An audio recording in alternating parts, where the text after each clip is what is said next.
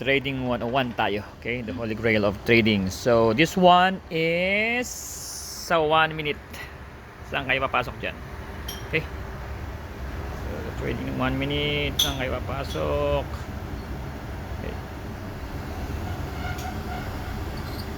so kita natin. Okay, kita natin. Yan. So bakit? Gusto niyo ng mastery kung bakit natin ginuguhitan at importance ng ginuguhitan. Okay, yeah, and then what possible. Okay, tanggalin natin to. Okay, yeah. Okay, ginuguhitan natin to.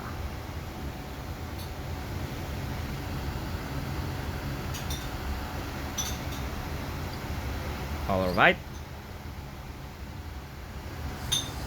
So, yan. Kung gusto nyo matuto, gusto nyo yung holy grail, yung mastery, yung kailan ka papasok, kailan ka lalabas. Okay? 1 minute na to. Ito na yung pinakamaiksi. At probably pinakamabilis, no? So, kailangan sharp ka. Kabisado mo na yung basics and fundamentals. Okay? So, 1 minute na to. So, ito yung holy grail. Ang holy grail po sa trading, kailan ka papasok, yung best na papasok at kailan ka lalabas. And then, okay. Since naghahanap tayo ng buy entry, kasi kulayin natin to. Okay. Diskarte nyo kung anong gusto nyong kulay. Boom. Okay. And then this one, kulayan natin ng money. Ito yung target nyo. Okay, here is where the money is. Okay, green, see money, right? All right. Okay.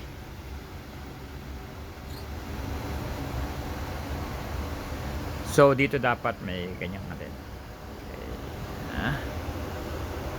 Okay. Okay. So, 1 minute.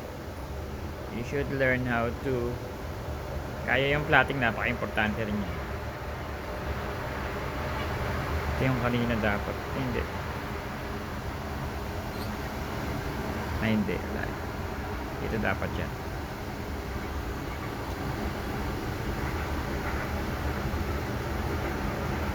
Okay. Dito, ito yan. Okay. Sa 5 minutes kasi itong isa eh. Okay. So, yun ang directional pattern. Ito na po yung holy grail. Okay. Ito na yung mastery. Ito na yung binabayaran natin ng million or hundreds of thousands. Or in peso, probably gagastos kayo ng 500,000. Ako, charge ng 1.5 million para sa fast speed mastery ng isang master trader sa Australia, no? And I can teach it for just a short period of time. So tingnan nyo, 1 minute. Okay, so kung mamimili kayo ng buy, saan ang entry nyo? Or kung mamimili kayo ng sell, saan ang entry nyo? Okay? So, ang mangyayari dyan, either na pumalo po yan dito. Okay? And then, mag-retrace po siya dito. And then, papalo po siya dito. Okay? Or, pwede po siyang mag-retrace dito. Papalo siya dito, diretso. Or pwede din pong currently baba siya dito and then papalo siya dito. Yan yung mga possible na mangyari. Kasi ang trading is highest probability forecasting. Ang solusyon is yung kailan ka papasok. Nang sa ganon, very minimal pag nagkamali ka. Hindi lahat ng trade mo dito kasi napasok. Kaya nga tinuturo natin na kung kailan yung best or we need a confirmation. And I can teach that if you want to become a master trader. Okay? I'm just citing you yung galawan ng market. Or pwede rin po siyang dumiretso dito, then maglalaro siya, consolidate dito, and then dito up, and then baba. So depende po, hindi para-parehas yung nangyari. Ang importante is alam nyo kung kailan kayo papasok, kailan kayo lalabas with minimum risk, and of course higher profit. Okay?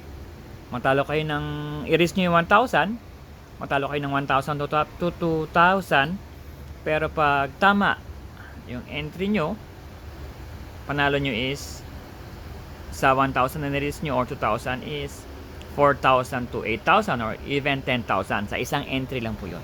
So yan po yung pinaka-principle, basic and concept na dapat po alam nyo na po yan. Okay? So nakita natin yan. Okay, real time po to.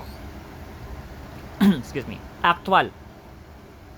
So ewan ko kung may nagtuturo nito real time actual, or pwede rin po kaninang. So since yan,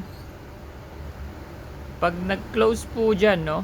Pag nag-close po yung candlestick dyan, candle. Okay. Mga dito po. Ayan, lumagpas siya pero it's not enough. So, kung may enough dito, okay, na magko-close siya, posibleng babalik siya dito or dito, then boom, biglang siya akyat. Or lipad yan, tawag natin yan is breakout. So itong nilinya natin dito, okay, na cyan blue, and dito is a possible breakout. Okay, walang breakout na hindi bumabalik. Breakout, babalik na onte, boom, or babalik yan or mag-reverse siya. So ganun yung market behavior natin. Kasi sino pang nagmamanipulate ng market? Yung mga big financial institutions, mga central banks, and yung government, no? Sali po dyan, involved po. And then yung mga dinideposit natin sa bangko, 90% nun is $1 trillion po kasi. $1 trillion po ang nagpapagalaw sa market every single day. So na-imagine nyo, bawat galaw, malaking pera po involved. So nakikiangkas lang tayo dun sa mentality nila kung kailan sila magbabuy or sell, or kailan tataas or bababa. Okay? Ngayon, hindi siya lumagpas, hindi siya nag-break out, hindi niya na-break to. Okay, partially, okay, sige. So, inaantay natin na posibleng pupunta dito siya or baba muna, tataas. So, yan po. Okay? So, binibigyan ko lang kayo ng idea. Pero meron pong Holy Grail or yung pinaka tawag natin dito. Hindi naman secret, no? Yung pinaka nutshell o yung pinaka cream kung bakit tayo nagte-trade at kung paano tayo mananalo at matatalo na highest percentage ng entry nyo. Okay?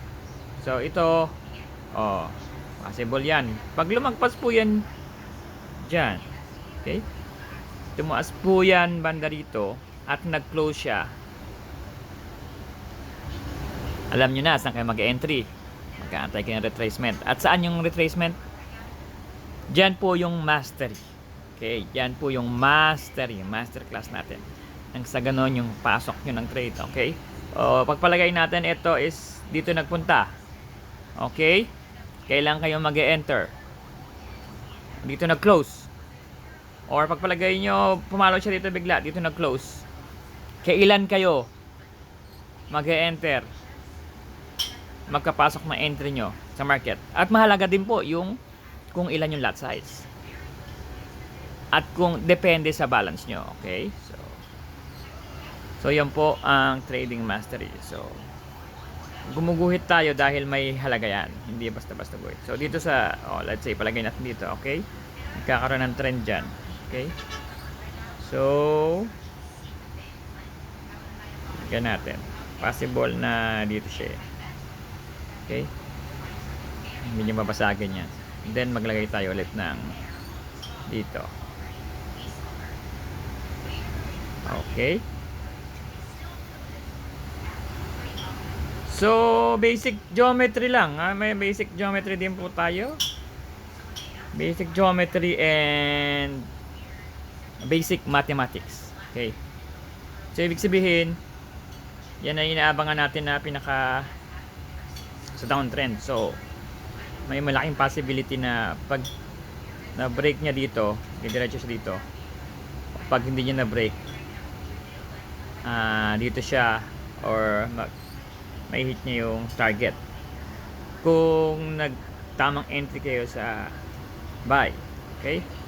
So ito, consolidate siya dito, so naintay natin mag breakout, no. So possible na kailan tayo papasok dito.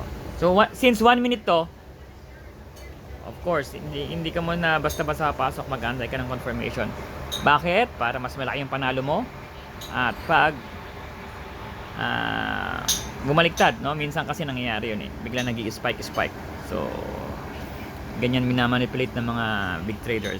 So yeah, so it's a waiting game and discipline, course, skills and discipline, combine yan. Nakita nyo maliwanag, okay? That's how to become a master trader, and it will humble you actually, kasi this is a journey po. This is not a journey of perfection. This is a journey of risk management. Kailangan well nyo na ma-manage yung account nyo, numbers nyo, or yung pera nyo. Okay? So, ganyan po kaliwanag. Okay, so when to enter the market? When is the best time to enter the market? O yan, bumaba na. So, mabasag yan. So, pag nabasag yan, possible na dito na yan o dito. Tapos tataas siya ulit. Kung hindi siya mag-i-spike bigla dito. Okay?